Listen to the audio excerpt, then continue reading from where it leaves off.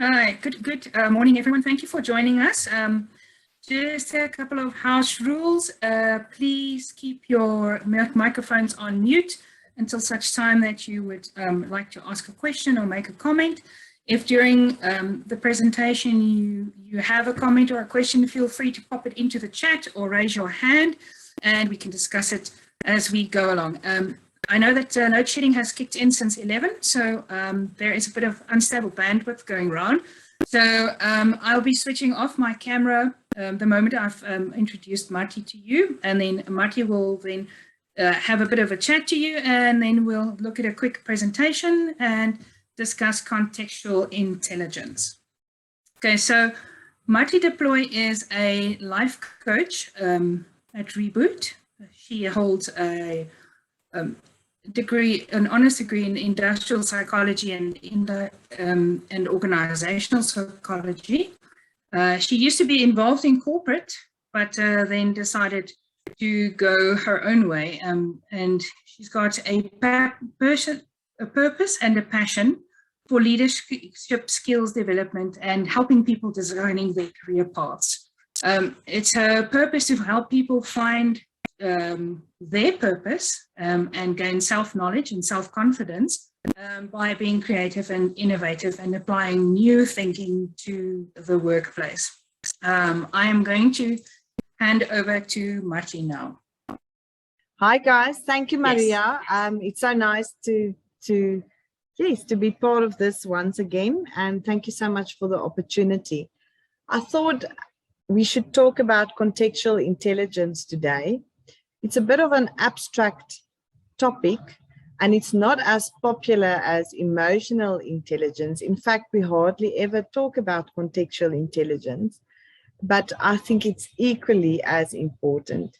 I think you all know Daniel Goleman's emotional intelligence. He was the guy who basically created the concept that there is such a thing as emotional intelligence. And it started with him. He's a New Yorker, and one day he got on a bus in New York, and there was a new bus driver, and this bus driver spoke to everyone and greeted everyone. And you know, in New York, people don't really greet one another. They're quite stiff and upper lip people. So it was very strange. And all of a sudden, people on the bus started to speak to one another, and there was this different atmosphere. And when Daniel Goleman got off the bus, he asked himself, I wonder what kind of a bus driver am I? And that's when the whole concept of emotional intelligence was created, or he created there and then, and he actually wrote a book. The first book was, What Kind of a Bus Driver Are You?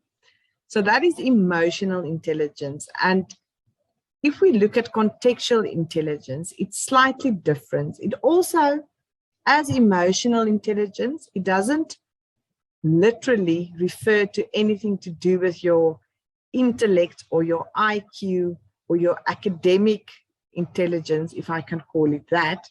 But contextual intelligence has to do with the adaptation to environments. We have to shift context on a regular basis. You are maybe someone's partner, you are a work colleague, you might be a manager. We live in a certain environment, we live in a country with certain challenges. So we have to not only shift context, but we also interact with more context, more than one context at a given time.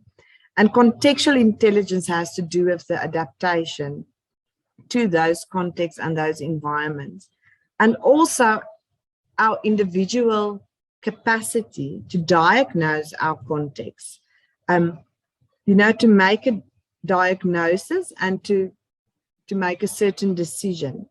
And the failure to make a proper diagnosis or accurate diagnosis might lead to huge mistakes that we make, which can be detrimental in an organization or even in our personal life. And leadership, if we look at leadership, and I think most of you are also quite interesting in leadership development and leadership skills. We should be able, as leaders, we should be able to make these contextual shifts and adapt basically to our environments. And like I said at the beginning, there might be more than one environment or more than one context that we're dealing with in a certain given time. I think this week we all became aware of our political climate, for instance. That's a context, the political environment, because in South Africa we had to go to the voting polls. So we're once again aware of the political climate.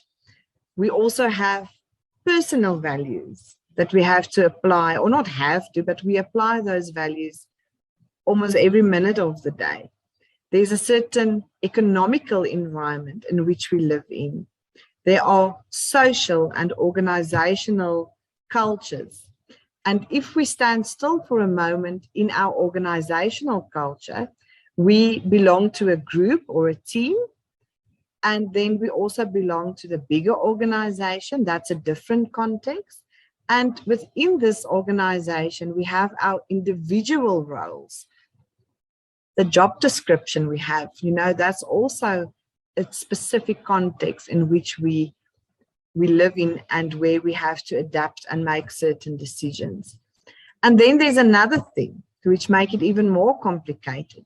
We have future goals. So our goals and our company's goals are also part of a certain context in which we have to make decisions or have to apply knowledge. So Maria, maybe you can switch on the PowerPoint, if you don't mind. I'm going to stop my video here for a moment. Okay, you can go to the next slide. Thank you.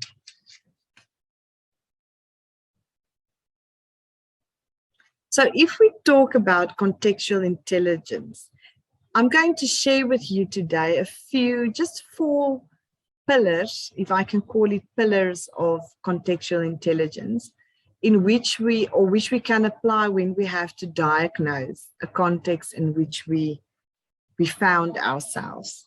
So the first one is pace of change.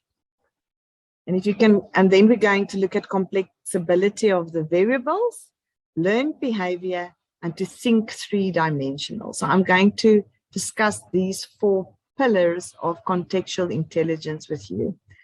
You can go to the next slide, Maria. Thanks. Okay, so the first one refers to pace of change. I think you all know things are happening like this, and you have just adapted to a certain situation, and then there are new changes again, and then there are new challenges again, and we have to keep on adapting. I don't know how things were in 1940 or in the 50s, but I'm sure that we have more curveballs throwing at us recently, in the recent years. There's a writer, Patricia Madsen. She also speaks about improvisational wisdom. And in contextual intelligence, Matthew Kutz also refers to improvisational wisdom. And this has to do with, Patricia says, if you are willing to be completely present, make full use of whatever happens, you will find goodness in any situation. Matthew Kutz, who also refers to contextual intelligence, and I use his theory today, he says it has to do with the intentional extraction of life lessons, and then we apply those lessons. And sometimes we apply it in a seemingly unrelated context. So previous lessons we have learned, we apply today in a new, completely different context. And he refers to that as improvisational wisdom. And he also says there's quite a lot of intuitive thinking that goes with that. So I'm just going to switch on my video for a moment. If you can think of something like COVID or the last year, if we think back of 2020 and all the challenges we had last year, I want you to think, just quickly go back in your thoughts, the period between March and May, when we in South Africa couldn't leave our premises or our yards. We were faced with one another, with our families. We couldn't see the rest of our families, visit our friends. So it was a completely new context. And we had to apply a certain way of thinking, or we had a train of thought that we applied.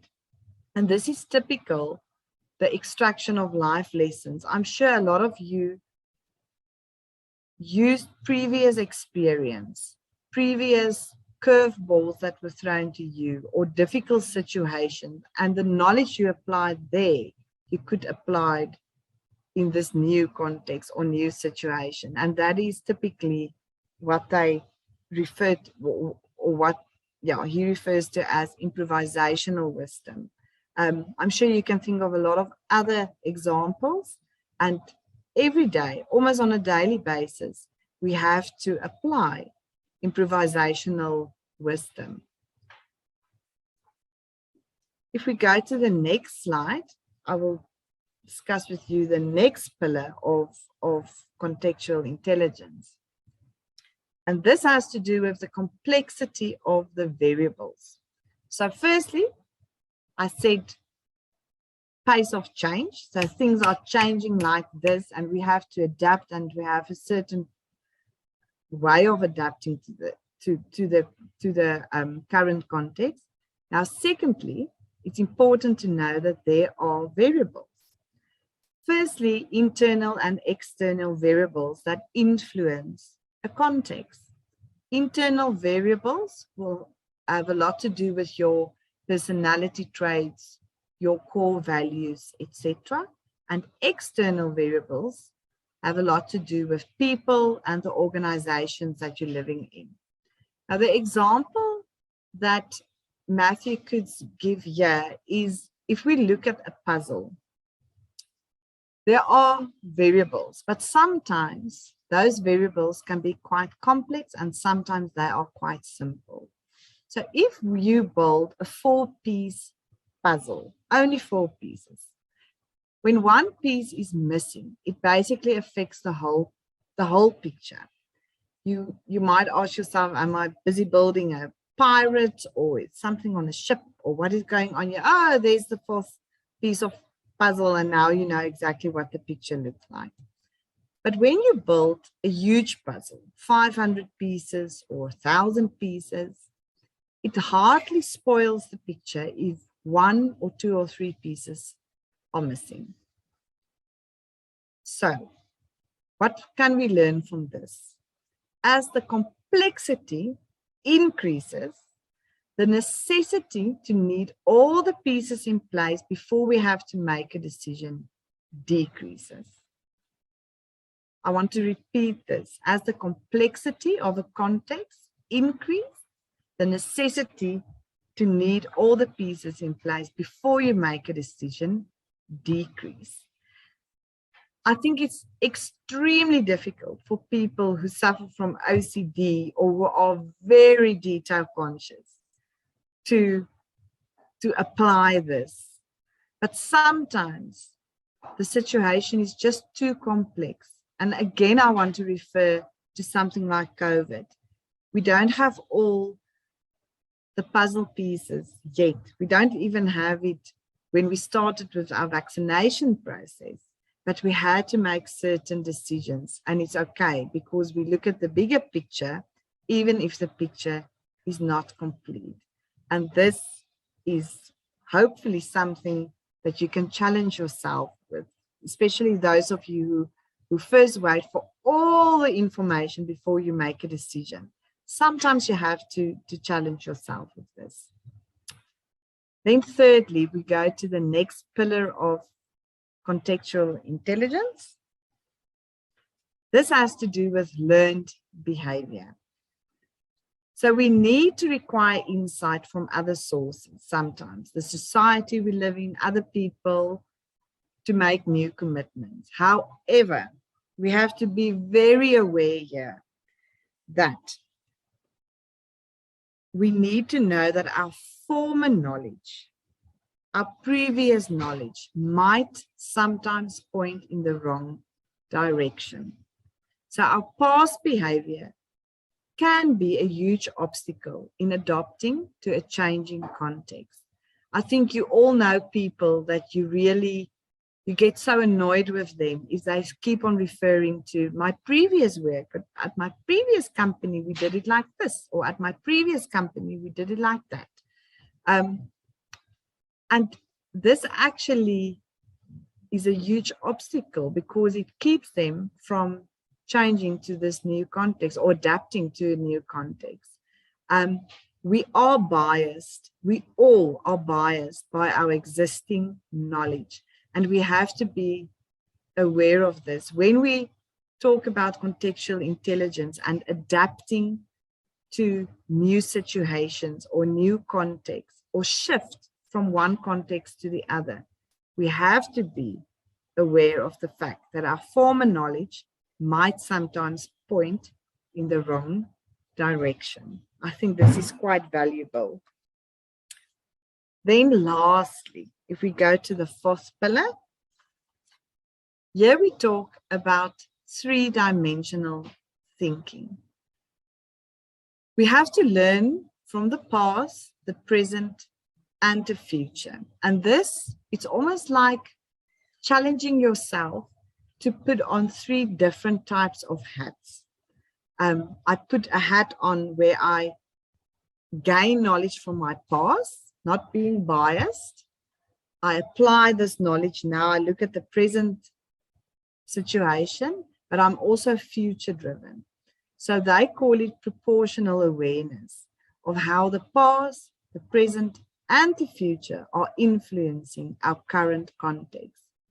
And I don't have a slide on this, but I just want to add on this that in terms of leadership, if we look at past, present, and future awareness, in leadership, we also say that someone has to be able to be foresighted.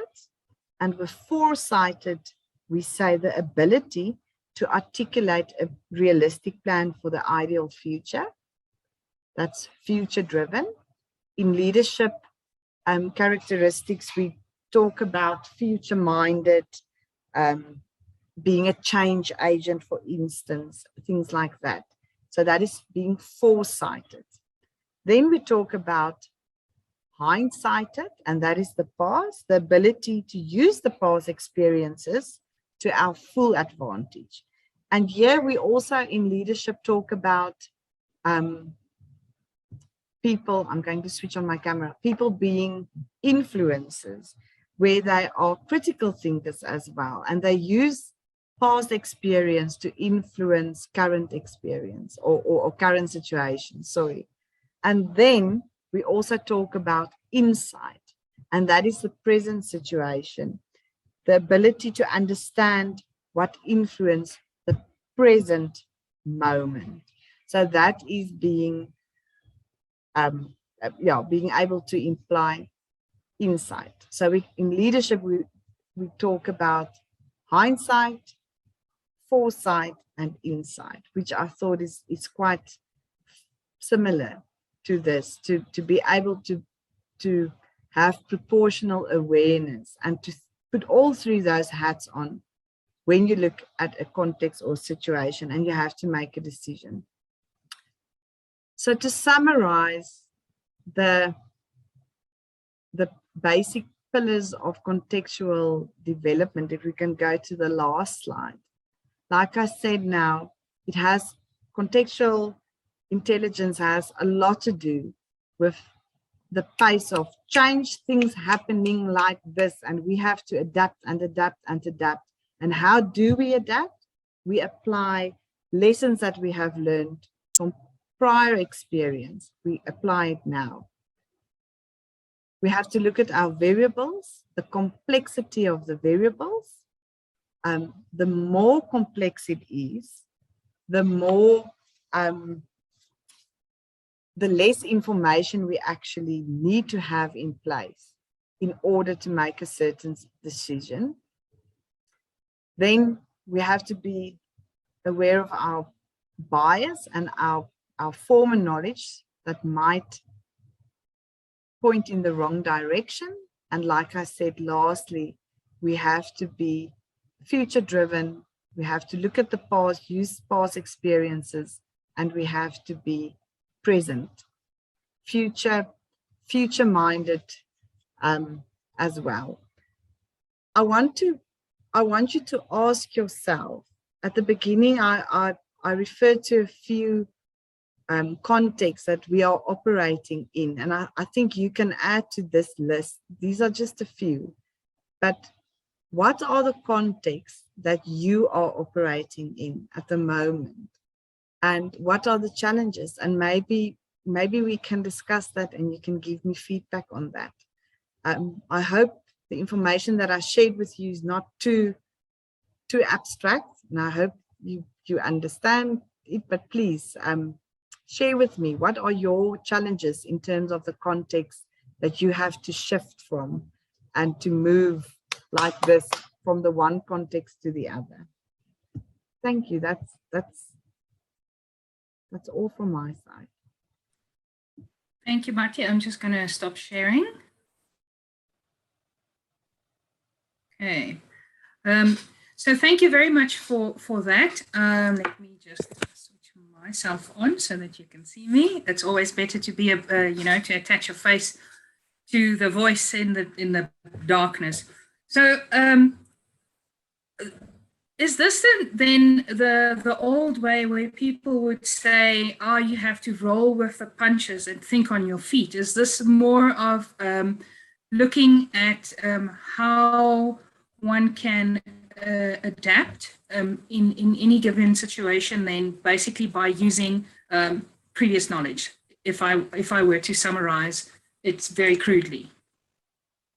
Yes, I think, yeah, you summarize it correctly, but also then at the same time being future driven and also being present. Yes, and literally to put on those different hats, to think out of the box, but also to look at the bigger picture and to be aware of the fact that context or situations are changing. You know, sometimes one of the biggest challenges is that as we have learned now, maybe from previous experiences, and we are adapting to this new context or situation or challenge, by the time we are adapting, it has changed again, and we have to adapt again. So it has a lot to do with, yeah, adapting to changing situations. Okay, so I have a question here. If you can perhaps give us an example of a decision that will be made using contextual intelligence. I think one of the biggest examples that I can give that is quite current and is the whole process around vaccinations and COVID. They didn't have all the information.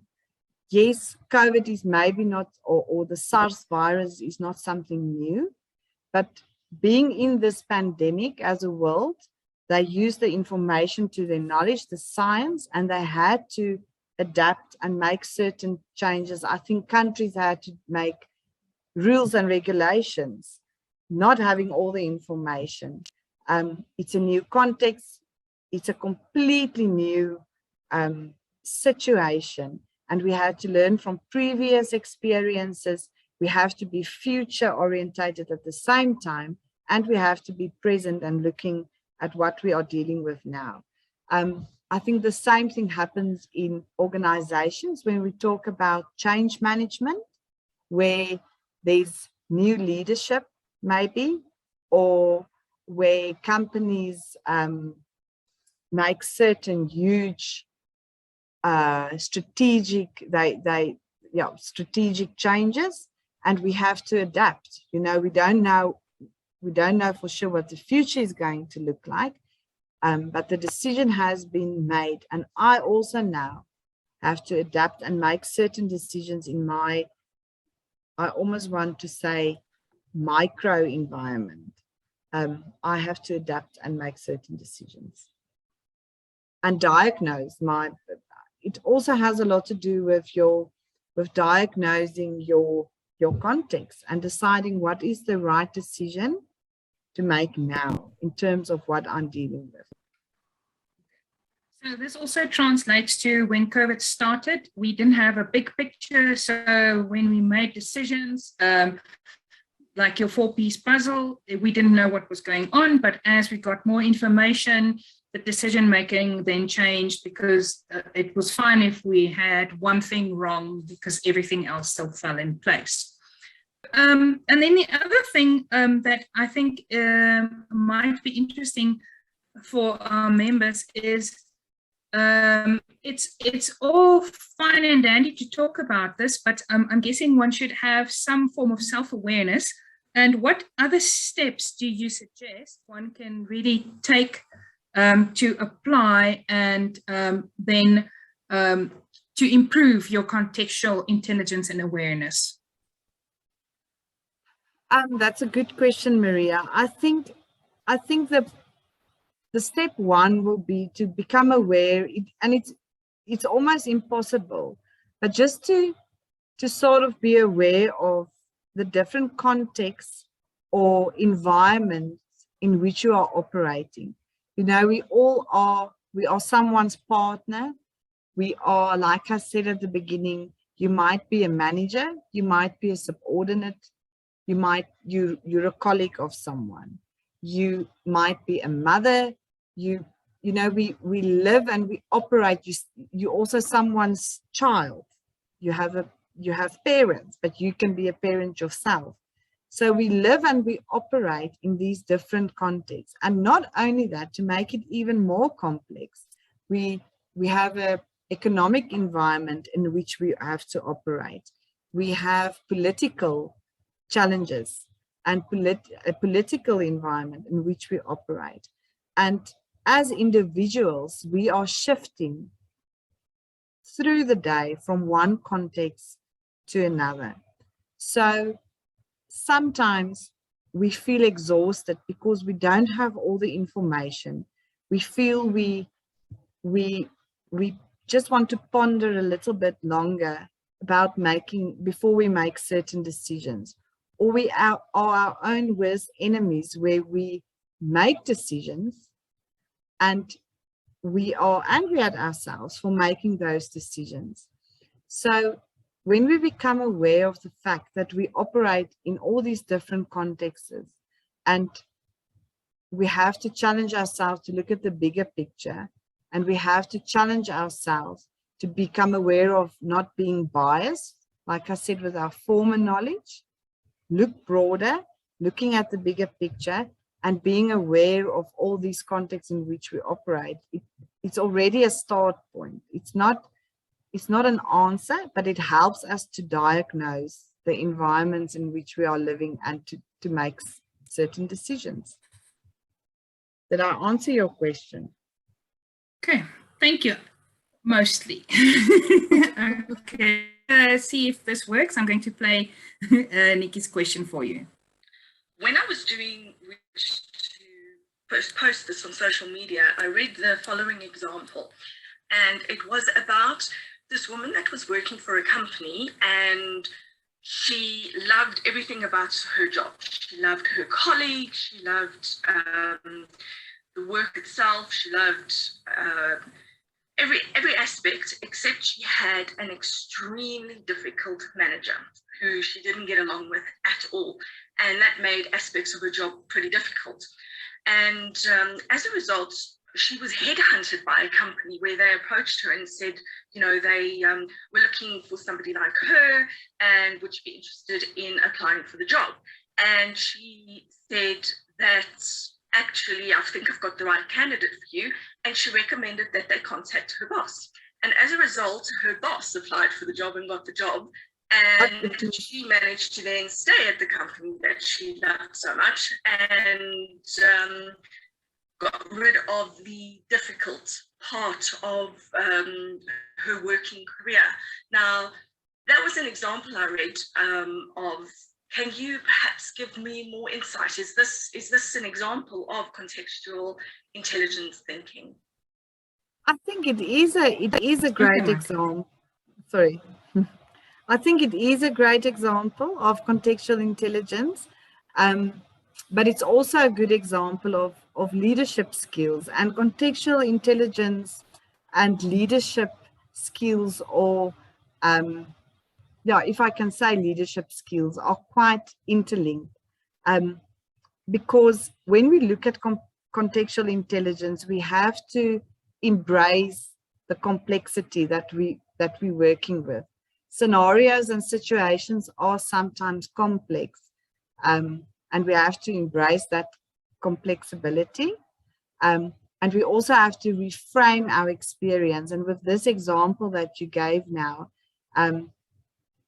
she was able to reframe this whole thing and move on to a newer and better future, staying at a previous company or current company. And we also have to learn. We have to learn from our past experiences and learn to develop and to grow as individuals. And I think that's the sort of frame of mind that you have to look at when we talk about contextual intelligence, that the one context is not necessarily the same as another context, but for now and being present and in this context, I have to ask myself, what can I learn and how can I develop and how can I grow as a better person? But it's a great example. Another example of contextual intelligence is if you think of people who go through certain personal life crises, trauma, for instance. Yes, trauma happened and they are adapting to this new way of life. For instance, they lost maybe a partner or a child, but within this new context, this new situation, they have to acquire certain, or not have to, but it helps them to acquire skills and to grow as a person and not get stuck in those traumatic circumstances. So the contextual intelligent person will, for instance, it sounds so clinical, but will learn from this new context and use all past experiences in order to develop and grow as a person, and to, despite circumstances, become a better person and I almost want to say make productive decisions that will be good for them, for the individual and for the family at that stage. So even with traumatic experiences or with a complete change of circumstances, we can challenge ourselves to look at the bigger context and to apply contextual intelligence, even though it's very difficult. So I guess it will also then apply then if you are currently in a position that you might not enjoy as much, but you have an eye on LinkedIn for something else that might come your way. You have to now consistently say to yourself, what can I learn from this situation that I'm in currently? Because every situation that you find yourself in will ultimately leave you with something that you can take home with you. So that then when you end up in a new situation, that you can actually say, okay, well, I'll draw on what I've learned here. Maybe it was tenacity, or maybe it was just to express myself a bit better, or whatever the case might be, and then take that and then unwittingly apply it into your new situation. Is that basically then? That's a very good example. And then we have to be aware of the fact that there's also I almost want to say Matthew could do refer to levels of contextual intelligence, contextual levels, not levels of a contextual intelligence, sorry, contextual levels. So you are in that situation, you are an individual. So you have to look at the concept, your micro context close to you, but you're also part of a group. You're now part of a team. Is it the team that you're not enjoying? Or is it maybe the organizational? And that's the next level, the organizational challenges. So sometimes when you are struggling and you, like you said, you might not enjoy your work, you can diagnose it and ask yourself, is it the work? Is it the team? Is it the organization? Because at the same time, I shift from these different contexts. And maybe it is not your work, but it is the team or the bigger organizational culture that you're not enjoying. Maybe you are enjoying the organizational culture and your team, but it's literally your day-to-day work that you're not enjoying. So you can even challenge yourself to diagnose it a little bit more, analyze the context in which you are operating. Matthew Kutz also refers to people that are more task orientated and those people that are more people orientated. So when you find a certain context quite challenging, you might also get answers if you ask yourself, where do you get your energy from? You know, do I get it from people or do I get it from these tasks? And sometimes it's the tasks that are draining our energy. And with other people, they would say, no, you know what, it's the people that are draining my energy at the moment.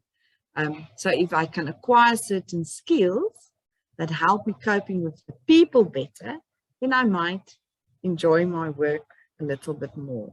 So that's also something that you can ask yourself. Okay, then I have a bit of, I'm not sure if it ties in with EQ or if it's contextual intelligence.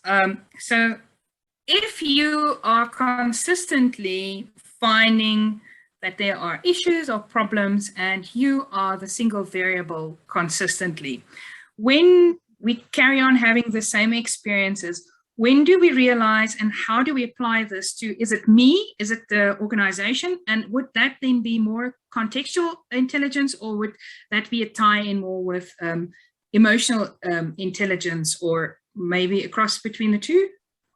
It might be a little bit of both. Sorry, sorry, Maria? Yes, it's painful, but how would one go about like applying change thing? I think if you realize that you are the one consistent variable, if you have that realization, then it definitely refers to emotional intelligence. Because not all people have that. I think it's very difficult, most probably because of our egos, but to realize that we are the one variable and we have this constant, we almost have this pattern, because if we look at our lives, quite often there's a pattern, isn't it? And there are reoccurring things that happen. There are reoccurring scenarios that we find ourselves in, difficulties that we think, why again? Why am I again, for instance, the slave at the work? I'm the one doing all the nitty-gritty things that, people just dump everything on me. Why is it me again? So if you can realize that you are the one constant variable and there's this pattern, it's definitely emotional intelligence. But to look at the bigger picture and challenge yourself on how can I learn from past experiences and how can I make certain changes now in this current experience without being biased, then it is contextual intelligence. So you have to look at your interpersonal skills as well, and asking yourself, what have I learned? But it's, Maria, it's not easy to realize that you're the one constant variable making the same mistakes over and over again. hats off to Yeah, anyone who I think it like does that take... and is willing to learn. Okay, so and then I have another question. When you spoke about the past, present, and future awareness, I'm guessing that depending on the situation, one will also have different proportions of application of the past, the present, and the future to make certain decisions. And once again, is this a skill that one can actually go and pick up? Because a lot of our members are up and coming in leadership positions or wanting to get to that leadership positions, and that is there anything that you, one thing that you say, if you want to think like a leader in terms of past, present, and future, this is more or less what I can direct you to, or what you have to consider, what you have to think about. This is the one or two things that you really have to consider and work on. Yes, that's quite it's not a loaded question, it's a loaded answer. When I refer to that, Kuntz refers to it as proportional awareness. That is being aware of the past, the present, and the future, and how the past, the present, and the future are influencing a current context. So when we look at leadership development, it is quite challenging, but I think we also have to agree, maybe, or not have to agree, but I would suggest that there's a lot of history tells us that you do get leaders who are more future driven. You do get leaders who are more influencers.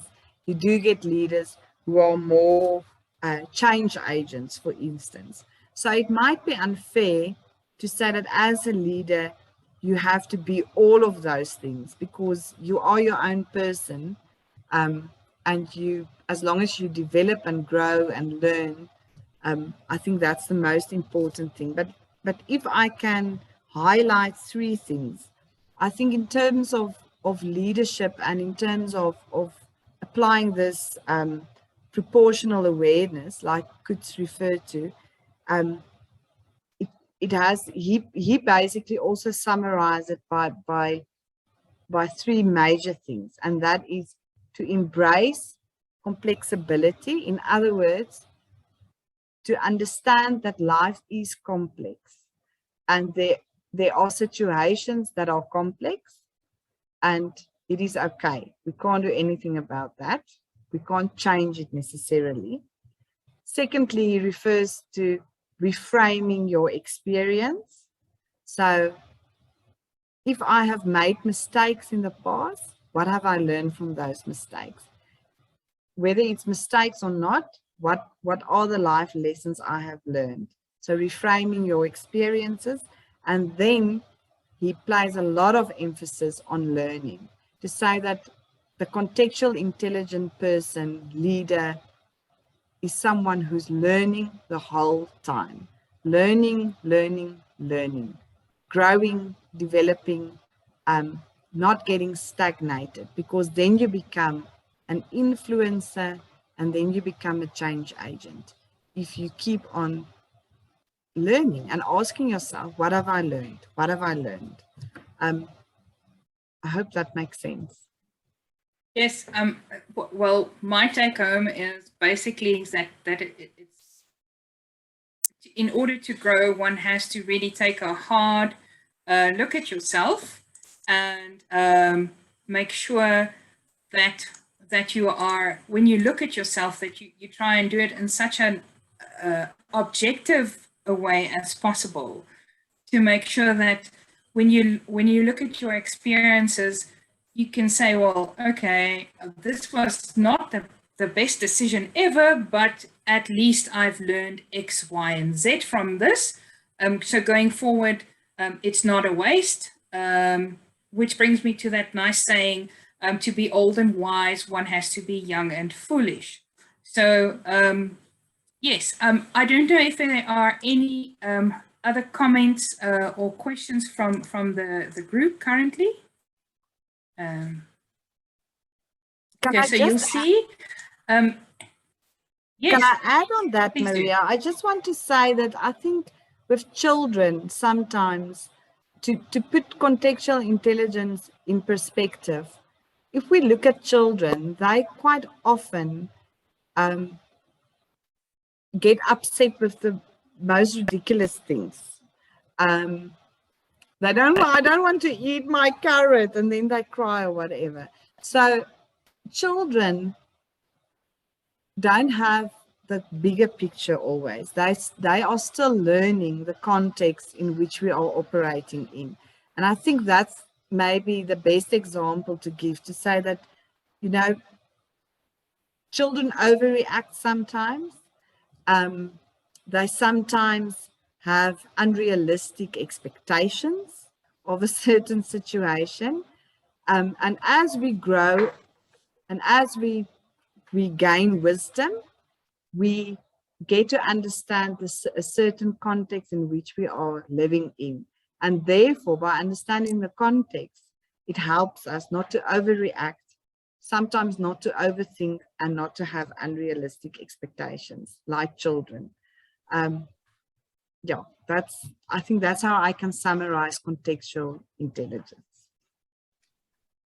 It's actually, it just gave me a bit of an aha moment, because when you start off in a company and you've got great goals and big dreams, and sometimes you get frustrated because it's like it's not moving too fast, and you don't get to see, perhaps you see the decisions being made, but you don't understand why they're being made, and then you get frustrated, and then you feel like you want to cry and say, I don't want to eat my carrots.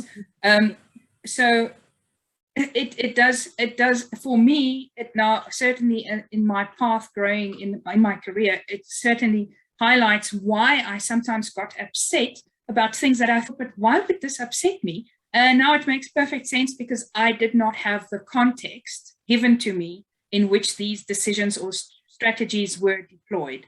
So I think that might also be a valuable lesson for people in leadership roles. When you do make decisions, it's important to also give the context of those decisions, so that it would be easier to get everyone else on board with you, because it's easier to get people to eat their carrots if they know it's good for them. Exactly. Yeah, you've said it. And it all comes down to communication, to proper communication skills, but also seeing the bigger picture, I think. Challenging yourself to look at the bigger picture. Perfect. And then I would just like to note to everyone that in the chat, Nikki has uploaded some images. These are suggestions by Martie of books that you can go and read a bit more on contextual intelligence if this was something that you think that you can learn from or apply going forward. So please feel free to download the pictures from the chat so that you can build your reference library and start to grow a bit more. So on that point, Martie, is there anything else that you would like to leave us with? A little gem that... Oh, my gem is don't cry if you have to eat your carrots. No, I think what is important is that we shouldn't be too tough on ourselves, and we are sometimes our own worst enemies. But it's not always our, like you said now, Maria, and it was so nice when you said if leaders can communicate the context better. But remember that in your small world in which where you are operating in, challenge yourself to also communicate the context better. If you see people don't get you, or don't understand you, or don't understand where you are coming from, communicate the context from where you are coming from, and it might help a lot. And that's excellent. it. Thank you very much. Yes, thank you very much for your time. We'll make this video available on the social platforms. If you have any other thoughts or comments, please feel free to reach out to Martie to take up the conversation. And I hope that all of you enjoyed it as much as I did. And thank you, Martie. It's always nice to learn new lessons and to learn things that we can apply going forward, and just making our lives easier, because we all know it's already a bit difficult being a woman in mining, and just being able to add to our skill set and have some sharpened tools to make it easier. So thank you very much, and thank you very much, you guys, for joining us over this tea time. I know time is precious, and I really appreciate that you took the time to spend it with us. So please be kind to others, but most importantly, be kind to yourself. With that, have a good afternoon and a great weekend.